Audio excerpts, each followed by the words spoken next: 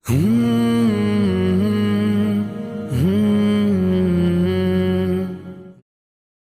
वालेकुम। मेरा नाम मुश्तबा हसन अस्करी है। मैं हेल्पिंग हैंड फाउंडेशन से हूँ। हम लोग रमज़ान से पहले हर साल आज गुज़िस्ता 4-5 साल से सर्वेस कर रहे हैं हैदराबाद में, ख़ुसूसन पुराने शहर में जहाँ कसीर मुसलमानों की आबादी है। ये साल हम लोग survey post COVID economic backwardness and vulnerability of Muslims 2023 इस नाम से ये सर्वे जारी करें। ये सर्वे हम तकरीबन 5000 घर जो अर्बन स्लम्स है हैदराबाद के, उसमें डोर टू डोर सर्वे हुई है। तकरीबन पूरे जो वेस्टर्न साइड में जो स्लम्स है वहाँ से लेकर जो साउथ साइड है सिटी की, ये स्लम्स पूरे कवर करे। मेरे ख़्याल से 50-60 स्लम्स कवर हुए, जैसा कि हकीम पेट, MD लाइन्स, उसके बाद फसलांसर, बड़ा बाज़ार, अहमद नगर, गोलकुंडा, ये पूरे एरियाज़।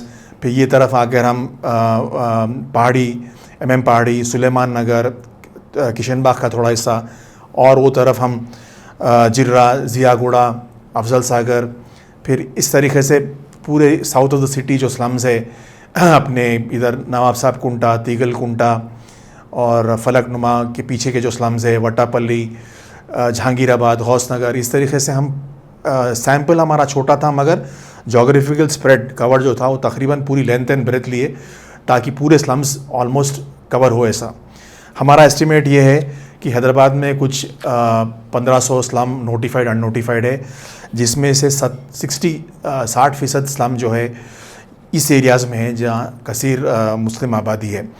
सर्वे की मेन टॉपिक ये थी कि हम 4-5 मुद्दों पर सर्वे को हमने वो किया, जिसमें पहली चीज़ हमने जायज़ा ये लिया कि मुसलमानों की माशी हालत, मुसलमानों के हेल्थ, पब्लिक यूटिलिटीज़ जो गवर्नमेंट से जो वेलफेयर स्कीम्स होते हैं उसको किस तरीके से हमारी आवाम इस्तेमाल कर रही है, एजुकेशन, ख़ास तौर पे बच्चों का एजुकेशन, लेबर एंड माइग्रेशन, इस मोटे मोटे एरियाज़ पर हमने सर्वे का फॉर्म बनाया और जांच की।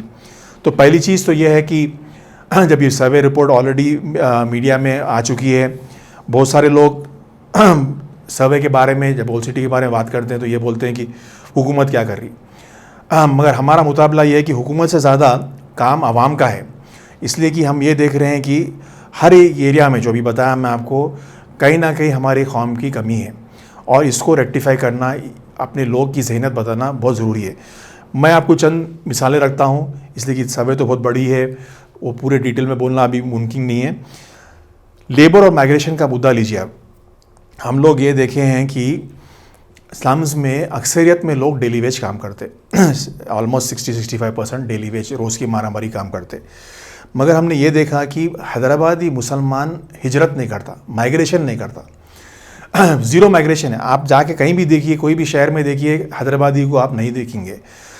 आप उल्टा देखिए, यहाँ हैदराबाद में चार मीनार में जाके देखिए, आप पूरे आपको मुख्तलिफ़ अपने स्टेट्स के लोग, झारखंड, उत्तराखंड, बिहार, UP लोग आके यहाँ बसे हुए हैं, काम कर रहे हैं और एक अच्छी ज़िंदगी गुजार रहे हैं। हमारा मतलब ये नहीं है कि उन लोगों को रोकना, बट यहाँ जो हमको अपॉर्चुनिटी मिलती वो हम उसका फ़ायदा नहीं उठा रहे। वैसे ही हम दूसरे मुद्दे पर देखें, जो पब्लिक यूटिलिटीज़ है, जो वेलफेयर स्कीम्स है। रमज़ान का माहौल है, आप देख रहे हैं कि हर तरफ अनाज बट रहा, मुसलमान निकला हुआ है रोडों पर, घर घर, दुकान दुकान फिर के अनाज मांग रहा। ये जो ज़हनियत है वो अनफॉर्चुनेटली सही नहीं है, अच्छी नहीं है मांगने की। रमज़ान ख़त्म हो जाएगा, रमज़ान के बाद अगर आप हालत देखें तो 38% लोगों के पास वाइट राशन कार्ड नहीं है। रमज़ान तो आपको राशन मिल जाएगा, रमज़ान में हमदर्द लोग अपनी ताउन से, ज़कात से, सदक़े से आपको माल पहुंचा दे रहे हैं, मगर रमज़ान के बाद 38% लोगों के पास वाइट कार्ड नहीं है। 22% उसमें उनके वाइट कार्ड इनएक्टिवेट हो गए, इसलिए कि वो जाके राशन शॉप से राशन ही नहीं लेते। राशन शॉप से जो फ्री राशन मिलता है, हर चीज़ मिलती है जिसमें, वो हमारे को समझ में नहीं आता, हम नहीं लेते। 78% ration cards, change of address, biometrics, fingerprints, जो भी बायोमेट्रिक्स होता है उसके तरफ से इनवैलिडेट हो गए। तो नतीजा ये है कि 38 to 40% लोगों के पास वाइट कार्ड नहीं है। तो वाइट कार्ड सिर्फ राशन के लिए नहीं है, वाइट कार्ड से आपको जितने फलाई काम गवर्नमेंट के हैं, स्कीम्स है, वेलफेयर स्कीम्स है, शादी मुबारक है, गैस सब्सिडी है, आसरा पेंशन है, हेल्थ का आरोग्यश्री कार्ड है, ये सब टोटल आपको इससे वो आपको नहीं मिलते। वाइट कार्ड बेसिक रिक्वायरमेंट है जो अपने लोगों के पास तकरीबन 40% लोगों के पास नहीं है। तो इसमें सोचने की बात ये है कि ये अपना जो माइंडसेट लोगों का, इसको तब्दीली की सख्त ज़रूरत है। हम सर्वे में ये बात आम करना चाह रहे हैं कि आवाम अपनी सोच बदले, ताकि ये जो पूरे जो फ्री वेलफेयर स्कीम्स है गवर्नमेंट की, उसका फ़ायदा उठाए। नेक्स्ट मुद्दे पर एजुकेशन पर देखिए आप, हमारी सर्वे बता रही है कि 70% लोग गरीब तबके के जो स्लम्स में रहते हैं प्राइवेट स्कूल्स में भेज रहे हैं। हर प्राइवेट स्कूल 800-1000 भरे हुए स्कूल स्लम्स में। ठीक है, मानते हैं कि गवर्नमेंट के स्कूल्स में इंफ्रास्ट्रक्चर का प्रॉब्लम है, टॉयलेट्स का है, मगर है अवेलेबल। टेम्परेरी स्कूल है जो हज़ारों लाखों बच्चों को फ्री एजुकेशन दे रहा है, वहाँ एनरोलमेंट नहीं हो रहा, यहाँ अपन जेब से पैसा खर्च कर रहे हैं। हो रहा ये कि रोज़ के मारामारी में राशन, दवा का खर्चा, बच्चों का एजुकेशन, किराए में बच्चों की पढ़ाई नहीं हो रही। घर में 4 बच्चे 6 बच्चे, उसमें से 2 पढ़ रहे हैं, 4 घर में बैठे हुए हैं। ड्रॉप आउट रेट 15% हमारी सर्वे बता रही है कि 13 से 15% बच्चे ड्रॉप आउट हुए, और वो बच्चे आज क्या कर रहे हैं, चाइल्ड लेबर कर रहे हैं। तो ये हालत है। और एक मुद्दा ये है कि सेहत का तो जितना कम बोले उतना अच्छा है कि आज हमारे पास क्या है, नौजवानों में क्रॉनिक जो डिजीज़ है, लाइफस्टाइल डिजीज़ जो है, कैंसर है, हार्ट का प्रॉब्लम है, ब्लड प्रेशर है, आम हो गया। हमारी सर्वे हम साल भर करते रहते हैं, 3 में से 1 आदमी को डायबिटीज़ और ब्लड प्रेशर है।